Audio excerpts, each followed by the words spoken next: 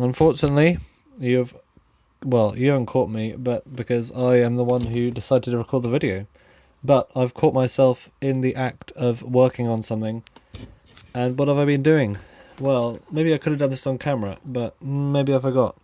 We have the functional thing. I still don't know the name of this. Autolarm, probably? Yeah, I've taken the movement out of this broken case. And I'm still going to keep this because, I can't bear to get rid of this. Maybe the broken off piece will turn up one day, even though I bought it without the piece in it. Yeah, you never know. Maybe I can just hide it behind a book or something, so it's like that. Say, oh, you've got a fully intact Smith's alarm, and they think, oh yeah, and they pull it out and realise, hang on a minute, what have I been believing? Unfortunately, because half of this thing's missing, we don't have all 4 of the retaining bolts, and double. Unfortunately, when I tried to put this in, I was spending ages trying to get this movement in here because all the threads in this case are stripped out because I've already made a Bakelite. These are the original bolts that hold the movement in the case, and none of them fit in the holes, so I've resorted to robbing this scrappy thing over here of its bolts and putting them in here instead, because they were also not the originals. But what do we have next? Well, we have now... I'll just put this in, this button, which was not hard, although it was harder than I thought it was. So let's put the cable clip in, like that. It was a pain to get out. I basically just pulled the cable to get it out. Unfortunately, there is a broken... Is this even intact? It's half broken off. Well, that's better than full broken off, so we'll take it, but we also have issues with the lighting. How delightful. I believe this should work if I flatten the cables out. But how wrong was I? Wronger than J, wronger than K, and definitely wronger than L. So that's in. Let's put the back on. Holy moly. What does holy moly even mean? I don't know. I've just noticed something about this case. We'll have to compare it with the other one in a second. Maybe you realise and know what it is already. But that's unlikely, because there are lots of noticeable things about it. And you may have noticed something, but it may not necessarily be the same thing I've just noticed. But now I've got that one in. Yeah, it's the same. There's just this moulding at the top where they put the button on. And I thought it was different, but it wasn't. How very unexciting of me. But now we have...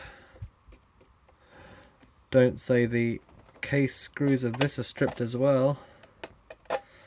This case is annoying. Maybe I should break this one off in the same way so I can stick it back together and have these not stripped out things. I might just put... If I put super glue... Okay, if I put super glue in the holes and screw it in, theoretically I should be able to unscrew the screw from the glue. And if it works, I will do the same with the inside ones when I come to service this thing. So we have super glue. Now, if this means I'll never be able to remove the screw again, that'll be a shame. But if I put a drop of super glue there and a drop of super glue there, just enough to sort of, make the thread a bit bigger. And I might even put a bit of paper in there as well. Like that. And like that. So now, this might be a stupid decision, but I'm used to doing that. And the paper's already gone because I did that. Oh no, it's gone in.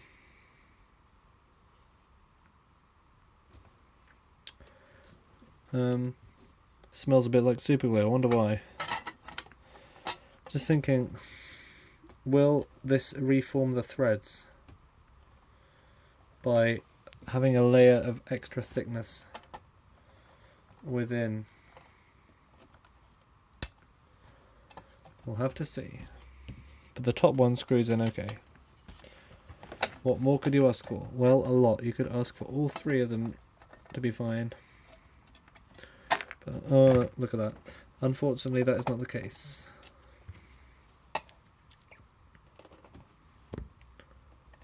Or have I just screwed this in here forever? To be honest, these aren't going in at all. I will probably have to find some other screws. And take this mess of paper I've put on off.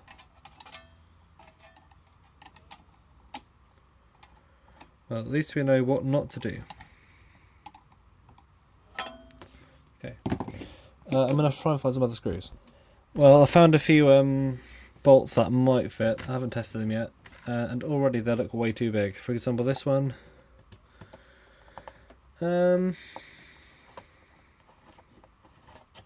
Actually fits. Okay, well let's cut it down to size. That is a surprise. Oh, and of course I dropped it on the floor. Now I know it's deeply upsetting not to have at least the original kind of screws holding this thing in, but I believe that if we work with what we have,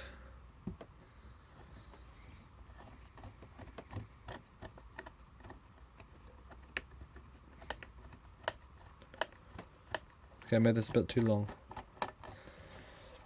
Or rather, not short enough.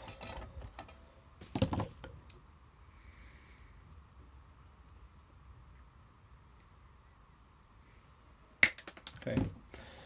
Snip. Did I just massacre this bolt? Did it just come in here without needing to be tightened up? I'm not looking great. I also found some screws which might be able to use for the inside, but I don't know. And this one obviously looks a bit too big.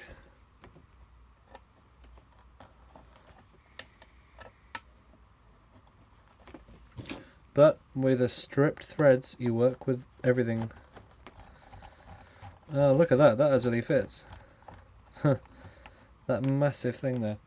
Well, it doesn't look good, but at least it goes together.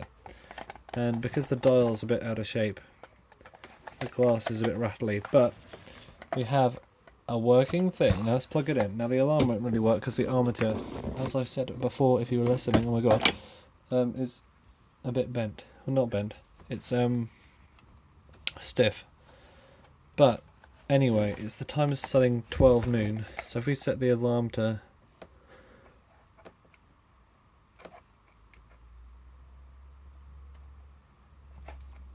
6 PM, and we borrow our friend's setting knob from this one.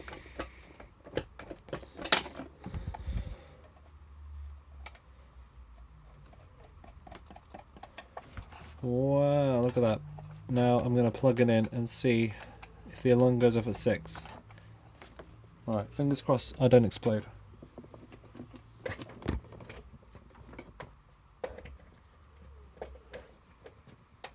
It's plugged in and it's working straight away. Let's give it a feel to make sure I'm not going to get an electric shock from anything. Okay, well the clock's running. Actually, a lovely quiet noise. Just noticed something else about this.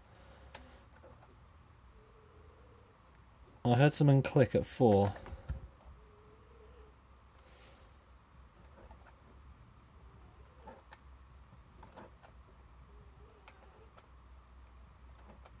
And I heard something else click as well. Well, the armature's not great, but yeah, one touch shuts it off anyway, but this permanently shuts it off, so that's not going to go off next time. But it is a 24-hour alarm, which is very, very cool. So you can leave it on and it will come on every morning, which is very nice. But that is the Smith Sectric mysterious clock, which I don't know the name of. Now, what was I talking about earlier? Well, this dial has, at the 12 o'clock mark, 3 luminous dots. This dial at the 12 o'clock mark has not 3 luminous dots, but instead 1 large luminous dot. So, what does that mean? I don't know, but what does it... Is there... Are there lines under those dots, or are there not? I don't know. Is this a different dial variant? The other ones have. This one has... Oh, it's not luminous. And this one has the big dots, which is the later one. So that makes me think the triple dot is the earlier kind of dial. Then the big dot is the later kind of dial. And look at this, we have 2 gorgeous Smith alarms. Right. This dial was also used on the Smith mechanical alarm.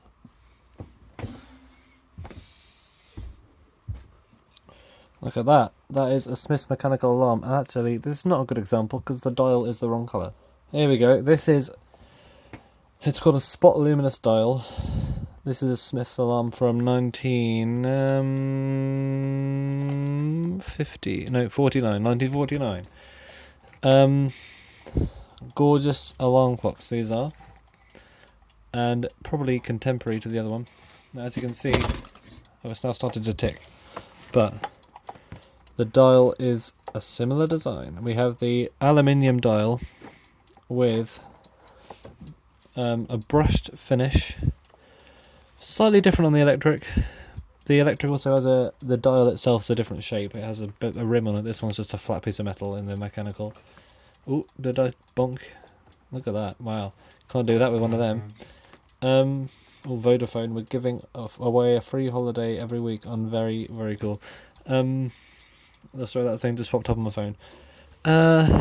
This one has a seconds hand.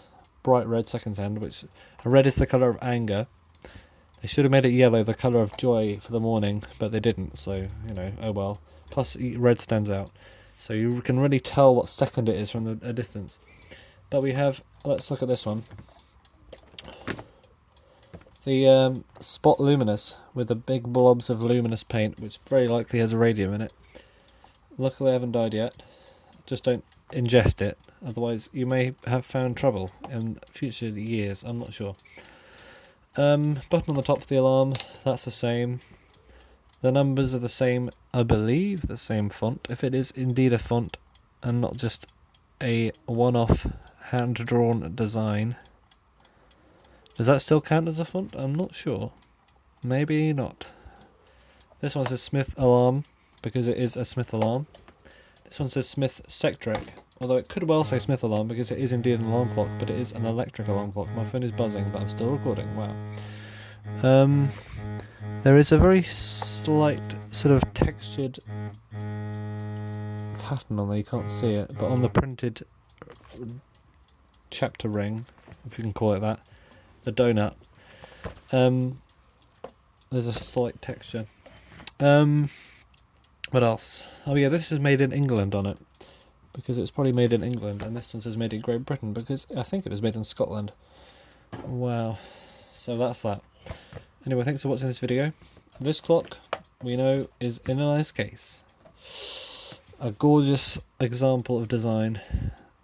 In my opinion, I like it. Yeah, and this is such a satisfying thing. If you like satisfying things, and you don't mind ingesting radium, get one of these. Otherwise, get the non-luminous version, which has a dial like this without any paint on it.